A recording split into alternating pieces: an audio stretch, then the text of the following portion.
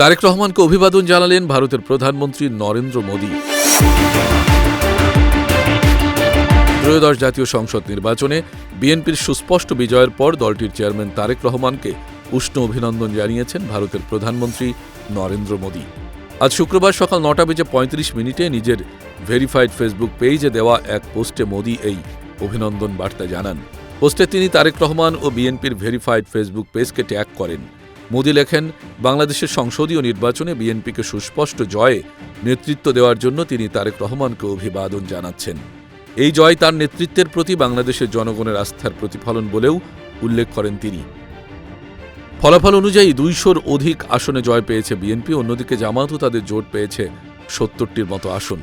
Facebook পোস্টে ভারতের প্রধানমন্ত্রী আরও বলেন, একটি গণতান্ত্রিক, প্রগতিশীল ও অন্তর্ভুক্তিমূলক বাংলাদেশের প্রতি ভারতের সমর্থন অব্যাহত থাকবে। দুই দেশের বহুমুখী সম্পর্ক আরও জোরদার করতে একসঙ্গে কাজ করার প্রত্যাশাও ব্যক্ত করেন তিনি।